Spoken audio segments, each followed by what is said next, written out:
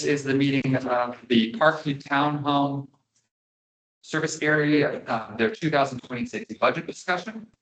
On the room, it looks like we do have a quorum from the committee, as we have one online and two in the room. On the table, Brian is still rejoining, it looks. Hey, Brian. So at the table, we have myself, Jacob, your general manager at Town Hall, Ray Furbis, your on-site finance manager, Alex, your new director of facilities, and Delise, your service area administrator. I'm going to pass this over to Ray to do a full run through of all of this, of the entire proposed budget, and then we'll open it up for dialogue with the committee. And then by the end, we're going to capture any notes from the committee that to pass forward to the board for their review and approval of budgets on the September workshop. With that, Ray, pass it to you. Okay. Good afternoon, everybody. Let's start from the bottom up. For 2026, we're proposing a quarterly assessment of $1,585.44. This represents an increase of $96.85 or 6.5%. If you notice, you're gonna have a slight Hey, Jacob, increase. can you hear me? I can hear you. Do you hear us? Can you guys hear me? Yes. Okay, Can you great. hear us? Yep, I can hear you now. Thank you. Should I start again? John, do you need us to start over? We were just starting on where we were with the total bottom line numbers. Okay. Okay. So again, once again, for 2026, we're proposing a quarterly assessment of $1,585.44. This represents a 6.5% increase or a $96.85. On the operational side, on the landscape contract, we're still under contract with the current vendor, so that amount for the years remains fixed at $55,490. Then we have the landscape for services not included in the current contracts that we have. This line, we're increasing it by 30% year over year due to the current run rate. Up to June 30th, you have spent $5,173. If we continue using that trend, if we continue with that trend by the end of the year, we're expecting for this to be $10,000. Hopefully we don't get to that point. So what we did is we just added 30% on top of what we have budgeted for 2025, which is sitting, this line is sitting currently at $6,500. Right, could we stop you just for a second? So Yeah. what's included in that one landscape not in contract? That's anything, any plant replacement, or it's really, yeah, plant replacements or any plant additions. So we don't see that number is actually going to hit that $10,000 projected, as that's just a doubling of your 6 month. Right. Okay, and then just because you didn't get there yet, but what's the tree not in contract, $95 per door? Yeah, if you don't mind, I'll have Ray just run through it all. Yeah, okay, then. And then we'll open it up. No. So yeah, so the tree trimming not in contract is a new line that we're incorporating in all the service areas budgets. This is due to a change in the CCDD policy regarding tree trimming that we're gonna go over in details later. Okay. This is why we're adding a $95 per unit on this line. We've been funding this line for all service areas. Not all service areas are at a $95 rate per unit. It depends on the amount of trees that they have around their buildings. Then moving on to irrigation repairs, we're leaving this line flat with 2025 at $1,000. Currently, you have only expended half of this money, so that's why we decided to keep this flat. We have for water, we are basically leaving water almost flat as well to 2025. This is based on the 2024 actuals, and the current rate that you have so far up to June 30th is $6,000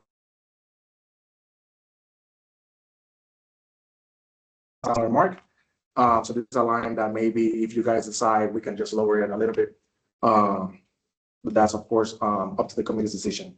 Then we have electricity. For electricity, we lowered this number because for 2025, we budgeted for $2,184. So far, you have spent only $874. And we're not expecting for you guys to hit the full $2,000. So we lowered that amount a little bit. And now this line is sitting at $1,900 for next year. For generic, I haven't had any general maintenance for 2025, so we lowered this to 50% from $1,092 to $500 as a placeholder for next year in case you guys need to do any repairs, and our general repairs. Moving on to roof repairs, roof repairs up to June 30th, we're already over budget by 200%, which is why we decided to increase the line for next year from $1,092 to $2,000. Moving on to the pressure washing. For next year, we decided to split this line and have the spring pressure washing separately from the fall pressure washing so that we can keep better track of these costs and be able to show the community actually how much are we spending on each of these items. So for 2026, what we're doing is adding a 5% on top of the cost that we're getting for 2025. The spring pressure washing, the cost for 2025 was $2,585. For 2026, we added a 5% on top of that because, of course, there's no guarantee that we're going to go with the same vendors and that we're going to get the same prices as this year. Then for the fall pressure washing, we're going to receive the bids for this year. Currently, the estimated number for Parkview is sitting at $6,980.95. And for 2026, we added a 5% on top of this number as well, which leads us to $7,329. Gutter cleaning, we're not including gutter cleaning with Parkview because you guys currently have the gutter guards installed, so there's no gutter cleaning needed. For the termite bond, we're using currently Florida Pest Control, and year over year, they've been increasing their rates for about 8%. So we added an 8% on top of what they're charging us for 2025. For 2026, so we're going from $6,449 to $6,965 for next year. Moving on to the admin fees, we've been adding a placeholder of $100 or less for all service areas in case residents would like to request coupon books. Each coupon books is $10 per unit, so we're adding $100, which represents 10 residents can go and request coupon books. Usually we don't use the $100. The most I've seen is like $40-$60 for a year. So this is another, and you guys haven't requested, I see here in the actions, no coupon book. So this line we can remove overall if you guys decide. We also added $2 per door for budget mailings. This includes a little bit over 70 cents per stamp, the envelopes, and a portion of the monthly fee that we pay for mailing services, which is on Pitney Bowes. We also added, we've also been trying to fund the professional fees and legal fees for all service areas for any potential inquiries we might have for next year. So in the Parkview case, we added a placeholder of $500 that we can use interchangeable for professional fees or legal fees for next year. CROA admin fee, this is one of the controversial topics. So all service areas are seeing a 26.7% increase from the 2025 CROA admin fee to the 2026 admin fee. And Jacob's going to walk you guys through the process of how we got to those numbers later on. And then to end up the budget run, we have the reserve fund allocation, which we're leaving flat or going based on the recommendation from the reserve study plan, which is $173,000 for next year. Currently, as of today, your current balance with the reserve fund is going to be $393,000 with 463. We are estimating that with the remaining allocations that we have pending to do for the remainder of the year, that you guys are going to end at $431,084, which is a 10% surplus of what the reserve study plan is expecting for you to have as beginning balance for next year, which is really good. We're gonna fund it 100%. Yes. Okay. Questions? Yep. Yes. Can we just roll over when CCD says they're going to change their policy and we're going to stick to service areas with the No, CROA has fought this for a while. And they're finalizing the agreements that as they regard to Crow Parks currently. But this is a standing, not just service areas, but in general with trees, whether you have a single family home or anything. I mean, we've been going for 18 years roughly with that. So this line is mainly due to being able to fund tree trimming as your service area did last year. It's not something, it's just here as a placeholder that's for discussion with committees if they don't want to fund this line, or if they want to choose to fund tree trimmings via other means. But otherwise, we were seeing between tree trimming or just tree replacements or removals of trees, that was often wiping out a lot of the funds in the landscaping mountain contract line. We wanted to at least itemize out a separate GL code for those, even if you're not going to fund it, so that in the future, separate tree expenses from landscaping Well, expenses. we did spend it last year. We got the trees trimmed. So now we should have a policy for ourselves, right? That says we're gonna keep the trees in the easement trimmed in reasonable fashion over a period of time that we would get advice from our arborist or something. So if it's get it trimmed every 2 years or every 3 years, we're gonna do that, right? I know our fronts look much better since we did the tree trimming. Some front stuff. And this Well, amount, it's other issues. may I ask, this amount is approximately $95 per household, is an annual amount, and this will fund every 2 years, the 8,800 that's approximately needed to do half the tree trimming, correct? So are we still gonna have CDD on the hook without extra funds on our side to do the other half of the tree, which is the tree facing the street? They're mainly, yes, but they're mainly only doing the street facing side for road clearance. I mean, it's just for vehicle clearance. Okay, They so, are saying that they're doing a fair amount of the tree trimming on a 3-year cycle. right, so I guess Okay. for our whole group, the point is this: if we decide to adopt this, which is per se, I don't really care, it's $100 a household per year. If we did this every 2 years, we could trim half of the trees.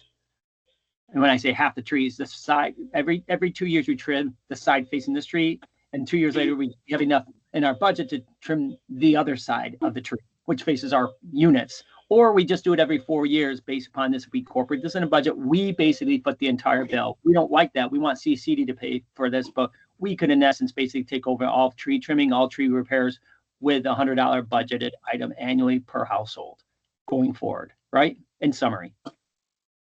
Yeah, Can you elaborate something for me, Jacob? Are we 100%? I have heard conflicting reports on this, that the CCD, whatever they are not going to do any maintenance. You're saying that they're just going to come in and make sure that there's road clearance for buses and emergency vehicles to get through, basically. they have stated they're doing ongoing trimming. That's around a 3-year cycle, but that's up to their discretion of what that means. So we Right, don't so- know. They could just come in and just do that at a bare What minimum. still bothers me, And- which is beyond the scope of our meeting, is that we started out, they planted the trees, not we, You're correct. they planted the trees, and somehow they magically get to palm off the obligation to either Crow or the homeowners in Parkview and every other service area. I think it's outrageous. I would take them to court. Right, but what they're gonna end up doing, just hear me out, Try to guys. fire everyone on that They're gonna- goddamn Crow CCD it- board. Ridiculous. The general counsel of CDD and Pro have been discussing for, I think, Right, about 9 you months guys, about You guys, the trees. fundamental thing is this: if CDD wants it done, and we have them do it, one way or another, we're going to pay for it. Nothing is free. They're not going to squeeze. I'm not trying to cut the conversation off, but here's the reality: either they're going to do it, and we're going to pay them to do it, or we're going to do it, and they just don't do it. So the real question is this: do we all want? I thought this was kind of agreed upon. We just said let's just start funding these. They come in next year and trim the trees. We don't have to use the funds. We get to save them up and just keep on aggregating them forward. So my personal Hey, opinion John. is just you guys make a No problem decision. us funding it for ourselves. Uh-huh. My problem is we send a certain amount of money as homeowners to CCDD. And I just keep wondering what, as an artisan Parkview townhome resident, what I get for that $1,100-$1,200 I see at the bottom of my real estate tax bill. Right. I Right. mean, that's a bigger conversation, but the thing as long as everybody else is in the same boat we are, then I don't like to say I don't feel so bad, but as long as all the homeowners are going to deal with the same problem we've had, then we're not the only child out there paying for our trees to be clipped and trimmed. Everybody's stuck in the same boat. Every how do we- service area is in. Single family homes as well. Well, in the single family homes, if I took a walk with my wife this morning, and all the single family homes in Artisan Park are mostly on the, let's just start with the homeowner side. Every single tree in Artisan Park, and I have a full loop, all detrimming right now. That's All what- detrimming. That's why it's a fair. So get out that demerit pad and start handing them out so that they're on notice, they gotta start cleaning up the trees. Because nothing grows in their easement. And people, I could see planted grass because they probably got dinged for planting. It's looking dead, but the first thing you should do is stop digging people planting grass, ding them to trim the damn trees, and then the grass can grow. It's just like, but I'm upset that I wonder where all the money at CCD is going to these days. Is it all the sidewalk replacement? Are they under budget or something on building bridges into Island Village? I can't answer the questions. I know. He's spending their money. I understand. I'd like to do an audit of CCD and where they spend money. I do want to. So, Go ahead, Brian. no, I just want to say, you know what? I'm sorry, I agree with you, Matt, but I don't still want to take our time talking about this here. Yeah, I'm sorry. Because, because Matt, I think sidewalks are next. Started with trees, sidewalks are next, right? All right, but my concern is just making sure we have enough money in the budget if they decide they're not going to trim the trees or do anything that we feel we need to have done to help the grass growing below, right? Or making sure that the trees are not touching any of the homes. Right. So that's really what we need to discuss and focus on here. So I don't know today. where $95 came from, Jacob, is that a reasonable number? Is it not enough of a number? It's a placeholder number we're using to see where we can do if there is funding available within service areas to touch trees, as there hasn't been before. So it's just been where can we get money from? So if we start funding a line. Yeah. What can we do with the line? Well, we got a good quote from $95 is Matt. a, Right, we got a good quote from Matt. It was $8,800 to do the trees, so this is half of that amount. So every 4 years we can cut all of our trees. Okay. So I think this is Got it, actually a got good number. This is a good number. I think we agreed upon it last time. Does anyone disagree? Just 4 years, I disagree. 4 years is not enough. you You wanna this keep is the grass funded growing. every 2 I'm years. just saying, I'm saying every 4 years we can trim the entire front and back of the tree. You're saying we should be more aggressive and trim the front and back every 2 years? At the most every 3 years. 3 years. That I mean, even that, like, I think they've done a pretty good job trimming. Since I've lived here for 7 years, I think they've been trimming 3 times. Everything. So just to So- clarify, Brian, if we decided to trim the front and the back of trees, you want it done every 3 years, correct? The think most 3 I would years go is would the be every better 3 answer, years. Actually. Okay, so why don't we start with this and then we adjust accordingly when we get to that second or third year from now. Is everybody cool with that? We just leave it as a 44? Yes, that's fine. Cool. Brian, you cool with that? And then we'll adjust it up because we got half the tree cut. Let's see what CDC does. And we've got 3 years to figure out between now and then to adjust our budget to get us where we need to be if we want to trim the trees in 2.5 years or so from now. Yeah, once we get a complete answer from them, if they're gonna touch anything, we've got time to do that. Cool. Yeah. Okay. The line that we are, more seeking committee feedback on is that landscaping not in contract line. We know there's a fair amount that that is your committee and your communities looking at doing replacements of Well, landscaping. now that we trimmed the trees, I was hoping in all the areas in Parkview that are bare spots, some of the lawn is growing nicely because it's just the general. Actually, can we go to the line above it? So- amount of sunlight besides. That definitely now could receive the same grass we planted further up the block by John and your house, but your part, but ours in west has a problem that we don't control. And there's the trees that belong to the club need trimming too, right? Your grass in front of your house and my whole town would do better if the club trimmed their trees too. I don't think that's too far away. I don't think that's. But we need to do grass internally too. Yeah. All the bare spots, we need to put money in the budget for sod replacement now that we did our part trimming the trees to clean up all the bare spots. And then also, Jacob, make sure that we have enough money, and then you find out their heads broken or not doing their job, replace them. And so when we get water from the water district, we get proper watering and new sod so it has a chance to survive. We've started requests, I mean, you're contractually, with your landscape contract does have irrigation inspections at least monthly, and we've started requesting those reports. So we're receiving those as management that they are on those because we weren't necessarily receiving those back on a timely manner in the past. So we're doing the job. So we had that adjusted. So that way you should see that taking place more, or at least auditing of your irrigation systems. When we discuss landscape improvements, your reserve fund, I know in 2024, it followed this year and it follows suit next year is at 8,400, 8,700. But then it does tail down starting in 2028 to 2027 to 4,500.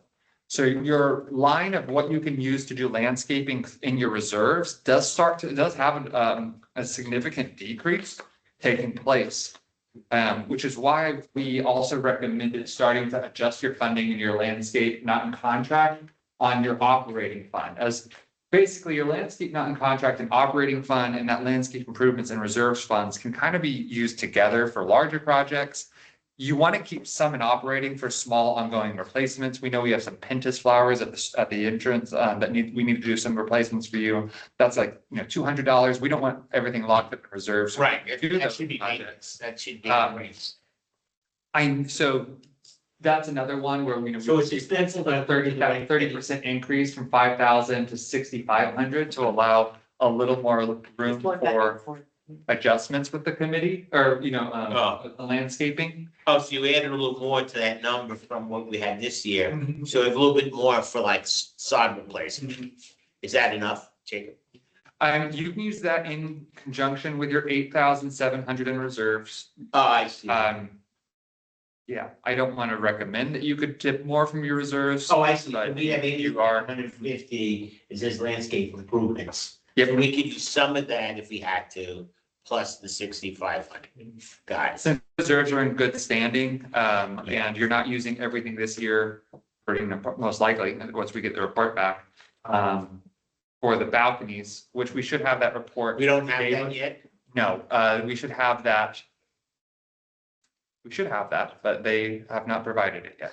Because to really have the final blessing on the budget, we really need to know that, to know is how does 86,000 for balconies as a number? Is that more than we need, so we have wiggle room for something else, that we might want to do? We do know that this, next year has that 86,000 as well as the vinyl fence at 44,000 that you're most likely not going to need 44,000. Right, I was gonna ask you about that. Have you gotten any feedback at all from the inspection on the balconies? Just that they're assembling the report. Nothing informal, nothing, they didn't say, oh, it looks terrible. Or No, great, or- No, we tried the same with this gazebo in Spring Lake to try to get anything out of them based on like, hey, do we need to tear down or they are locked up until they provide the report. Right, but we agreed, look at, you guys, we agreed for the porches. We agree we're ripping everything off of the porches for handrails, replacing them with Trex stacks. Are we gonna I don't want to call it relitigate or regurgitate this conversation? I don't mean to be so blunt and curt with this, but we're swapping it out, are we not? We agreed that's what it is, and it's gonna we project. I know Brian may disagree, but we project it's about $4,000 to $5,000 per homeowner, 23 homes, so it's gonna be $80,000 bar park. Are we not still doing that? Are we gonna go back and look at something else? We'll wait till we have that report back, but that's still, I think, the plan of the committee and our steps forward. Okay, so it's important, Jacob, that, well, when we get there, we eventually went to RFP for whatever normal material, but we also want a Trex equivalent quote as well, if that's possible, please. So the engineering report is going to say what needs to be replaced, and then we can start looking at how we replace it and what the cost. Right, is. Because we were told, I want to make this important distinction. I didn't mean to cut you off, Matt. Real fast, final point. We were told last meeting by Rose that balconies. I know that other people around town have replaced the balcony railings in private homes. I want to, Railing system. I think it's And really that's what I want us to do. So it's one and done for a much longer period of time. Yeah, Not crappy wood that a turbine feeds. I want to point out, last conversation we had with you and management is that if we replace something when it's supposed to be due, but if it needs to be replaced thereafter, earlier or later, we as a homeowner pay for it. I don't want homeowners paying for something because the engineer said, well, this is not needed to be fixed now. Everybody has to agree with this because this is ludicrous. If we do 2/3 replacement and some homeowner has a part that they miss because of their lack of looking at it, or because it just happened to age late, and then they have to be paying $100, $200, $300, $1,000 to fix a porch railing. We put in the reserve $84,000. We shouldn't be spending $22,000 unless we can do the whole job for everybody. So nobody, as a homeowner, gets screwed off 3 years from now. That's just my opinion, and we kind of agreed upon that, guys. So unless it's exorbitantly expensive to replace it with Trex, we go through the cheaper material, but we should replace everything. Therefore, the clock for everybody's parts starts from the same time again. And we're not doing piecemeal replacements, piecemeal fixes going forward, unless they come back and say only 2 things on everybody's porch need, or 2 homeowners have problems, everybody else is fine. So I'm sorry to be so opinionated on this, but it seems like it's been a year and we just want them fixed. And we all agreed in principle, let's get stuff on for every homeowner. Right. It would be nice to have a little communication so you know how sick the patient is, right? That's what I, find unacceptable from the engineering. These are the same engineers who came out with no ladder. It is. Second, we have that report provided. Right. So I want to do, John, I want us to do it right. I don't ever do a project and do it half-assed personally. So I want us to do it right and do track. And I'm just hoping that the number, that whatever they say reconciles with what you and I and Martin have in our heads about it's the railing and maybe some people, the clips that fasten the deck boards. I think the problem is if the steel clips the builder used were not stainless steel, they're rusting. And it's not the Trek deck, it's the clip. So some of the clips will need to be replaced, and they need to be replaced with stainless steel clips because they're in the elements. Duh, right? Your reserve expenses expected next year are your balcony decks with composite material, 86,000, the vinyl fencing at 44,000. This year, while you're seeing a bit of a $10,000 overage is most likely due to a $22,000 expense for system irrigation systems. This line we're recommending for all service areas, anytime anything with an irrigation system or the box needs to be replaced, to go ahead and pull from this line as we're not seeing expensive full amounts. Seen any boxes?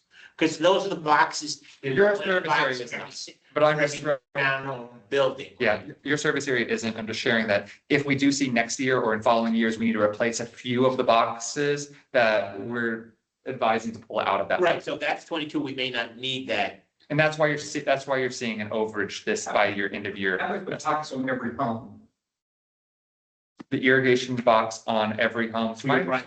Yeah, that's for your private zone. Okay. That's not included. That's not, okay. That's on the home. Yes, sir. Then later in 2026, again, that 8,700 number for your landscape improvements, your last year in the 8,000 before that drops down to 4,000. Metal railings, there's $11,000 for shutters. There is $47,000 for it because it's the start of a 3-year paint project. That is 2-year. 2-year paint project is estimated to begin there as well.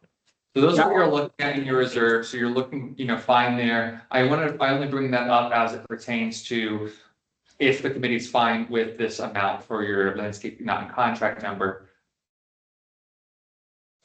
Yeah, I think it's fine. To be honest with you, it probably needs to eventually be bumped up higher because we're always shortfalling on the landscape. But for the purposes of budgeting, yes. And just so you guys know, we are 40,000. We will be 40,000 definitively over budget unless we have some outrageous reserve expenditure. We're 40,000 not over budget, 40,000 over reserves at the end of this year, right? If we keep on collecting, you settle the interfund, we're 40,000 above. So we have a healthy reserve, just as an FYI. We're 40,000 overfunded at the end of this year in our reserves. And I think you guys were alluding to that anyhow. I'm sure you can do the math.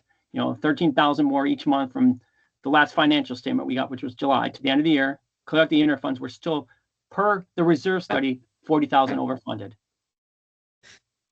Yeah, and that is if you're clearing up the interfund, right? Well, Because right I've been now, asking- which Jacob, you're I've been planning to do. asking, right, I've been asking for that for, honestly, almost a year.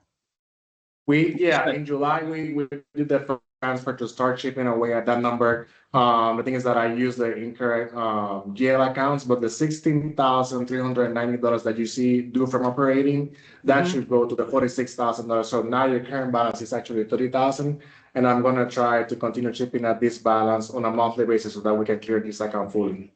Wonderful. Thank you so much. Jacob, real quick, just to pause in landscape, doesn't our contract end in March? I was expecting a big bump in landscape contract this year. Doesn't it end in March with Brian, and we're going to see a significant increase in that line, March of 2026? Let's take a look at that before we move forward. And the question I have in conjunction with what John just said, so if he was right about March of 26, right? Are we continuing with Exquisite? With whatever proposed increase Brian would want to give us? Or do we have any new names and new experience or references for landscapers may not even work in Celebration that we should try? That's a good question. We have some, when we did 2 RFPs this year for landscaping with service areas, because of it being in Celebration, we get a surprising amount of declines bids. But we still have some other companies wanting to get into this. They don't want to deal with it. But we do have some that have put bids in. They went to RFP so far this year, have basically discarded that RFP and just continued on their current contracts, mainly due to they're in contract already and they went to RFP and they saw that new rates are much higher than what their contracts were locked for. Yeah, Jacob, I was going to say. The other question I would have. Okay. No, I was going to say, I pulled up the original quote from them. It's dated November of 2022. So I'm very confident. We signed in March. I'm like 95% sure. So we are due in 2026. And just to quote you, Jacob, last time we asked you, what is Exquisite billing? You said their rates have gone up a bit. So even if we stay with Exquisite or dump Exquisite, I think honestly, that number, you guys are going to wince. It's got to be $20,000 higher probably for landscape. But you're most likely going to be able to, are you looking for resident services? I'm terribly sorry to interrupt you. That's all right. They're going to be right inside that door. Right there. Thank you. With the way Crow is looking at, so Crow, all of the Crow contracts right now, except for the CCFC sports fields are under Exquisite, and they're looking at some other options as well. So I know Exquisite is very interested in keeping a lot of their accounts. Oh, yes. They pulled up your contract. You're good through the end of 26. Oh. It goes so through it's more than a December 3-year 31st, contract. 2026. Wow, it was was it a 4-year contract that we signed or something then? I thought it was a 3-year contract. 36 months, 3 years. Yeah. It's the 3-year contract. When did we sign? I'm sorry, when did we sign that contract then? The contract was signed on January 21st, 2023.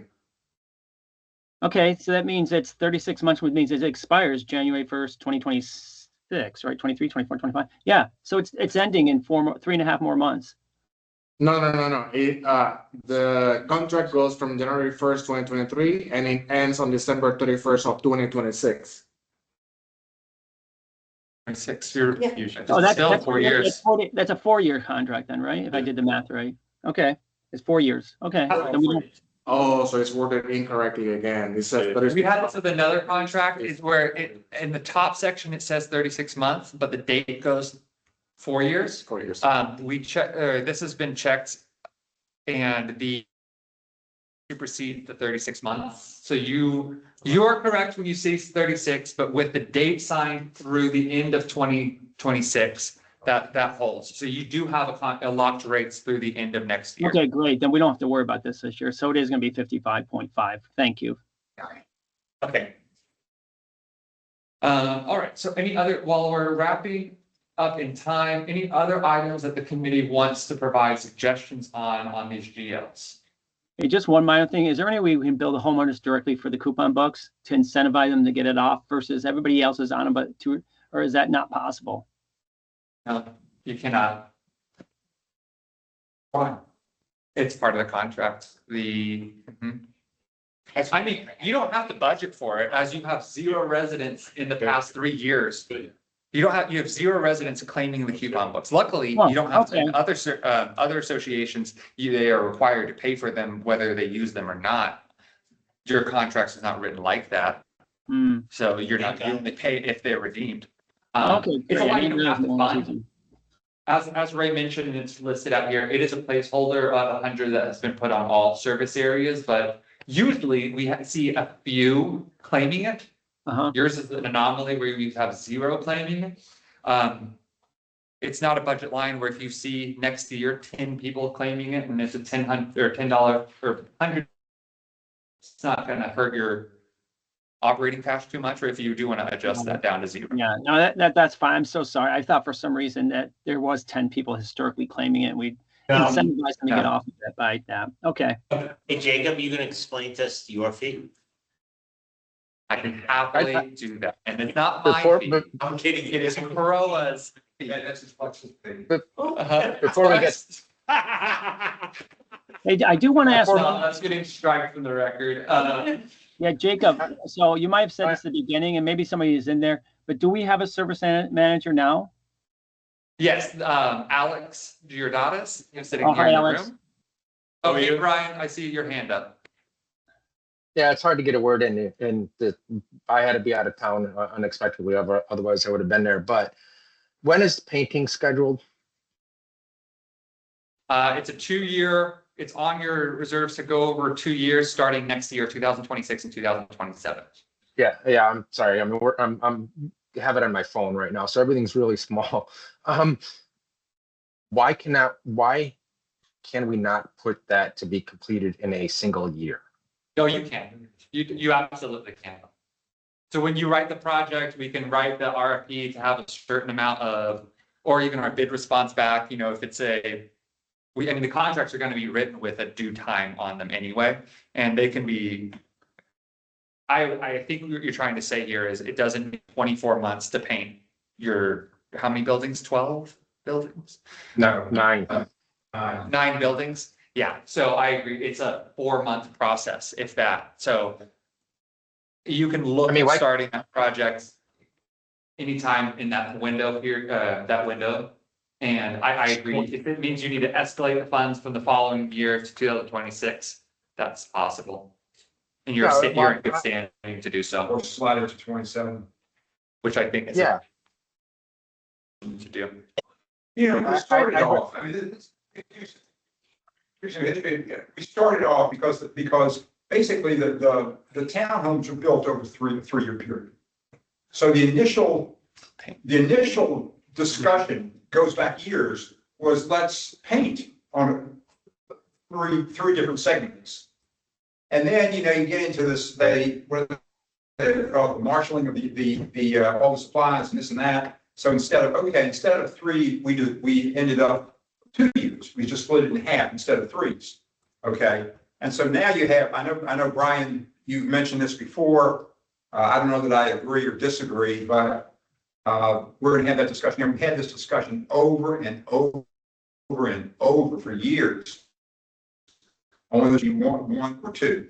So I don't know if there is a right answer. I guess it really depends on the condition of the home. Well, okay, I'm honestly, you've seen our landscaping, right? Whatever the condition of the homes is, waiting 1 year, pushing 26 under 27 is not going to make a difference. What I'm hopeful for, and I don't know the answer to this until it actually happens, maybe we can get a little bit better price if we've got 9 homes versus 4 or 5, and it's one large job. That's what I'm just hoping for. But is it a reality? I have no idea. Same thing with the roofing, right? That goes over 2 years. Why? It doesn't need to Yeah. be. And it doesn't, based on how your reserve fund is written as well.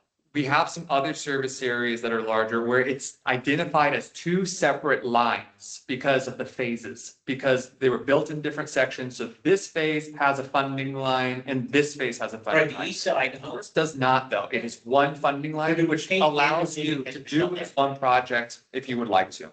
It's just escalating or deferring funds. It's from when, one year how to do you another. start? So the same dry weather, For it's the, used for painting. but for the sake of time, there's another committee meeting starting at 3, so I just want to make sure we get through all of this. There's still plenty of time, but so for a quick go over your service area admin fee.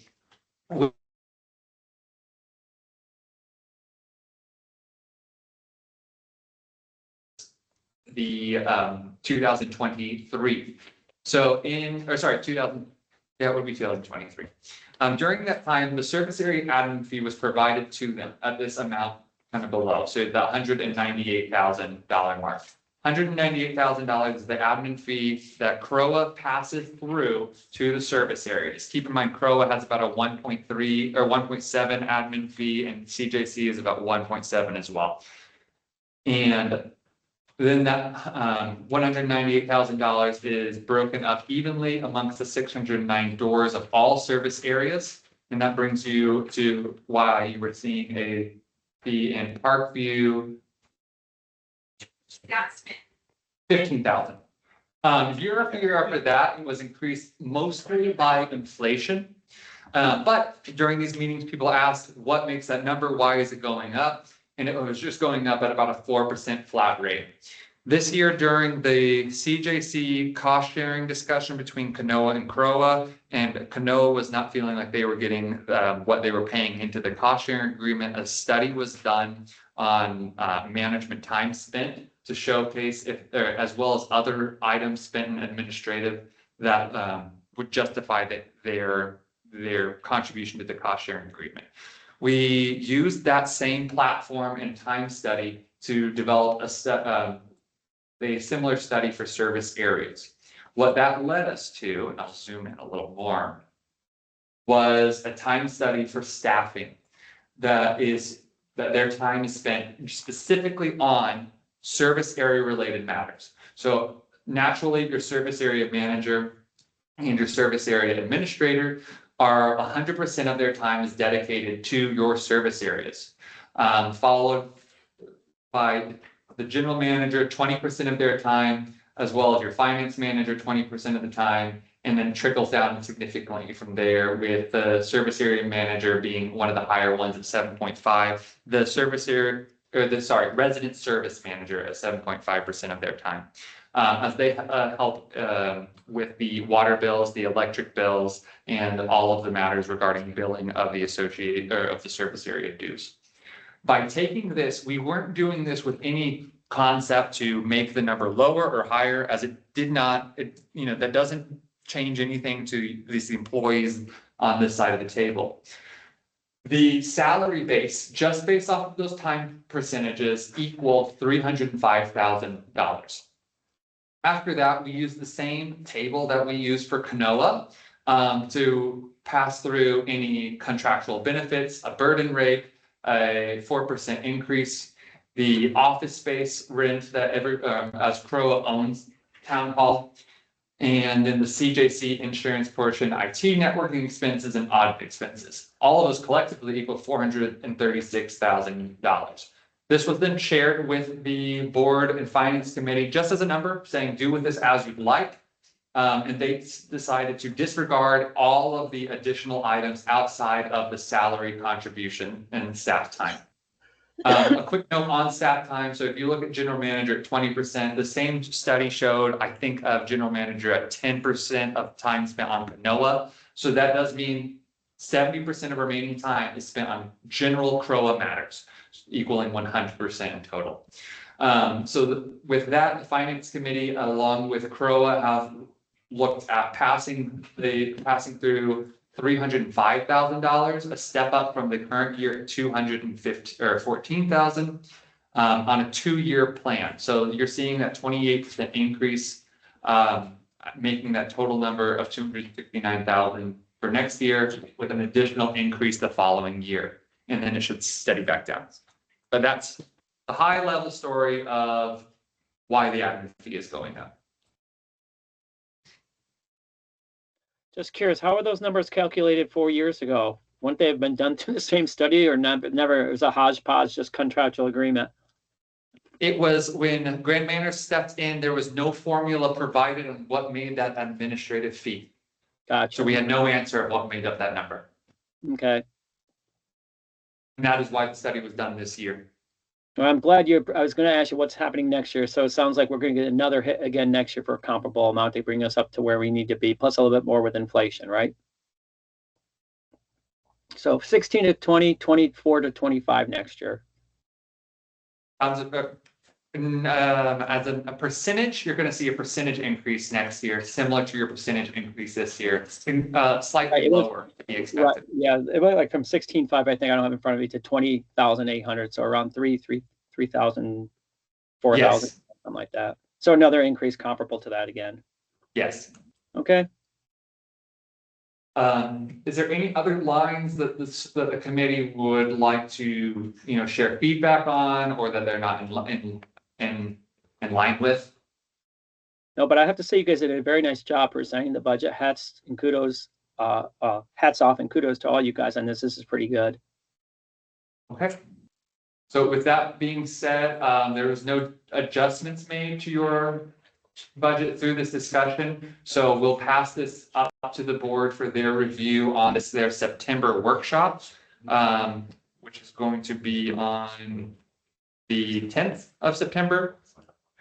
After that, we'll send out the budget notice mailings, and then the board is going to vote on that or to approve these budgets on the October workshop. So you're looking at a 6.5% increase next year.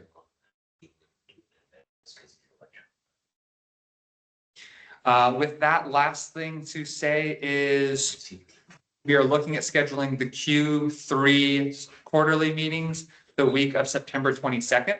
So in about 4 weeks' time, where we can continue discussions on your reserve, as well as we definitely should have the report back from the engineer. When we do get that back, no matter what, then we will send that over to your committee as well for earlier review. Okay. You're welcome. Have a Any great other day. comment? No? All right. Nope. Thank you. Thanks, everyone. Thank you.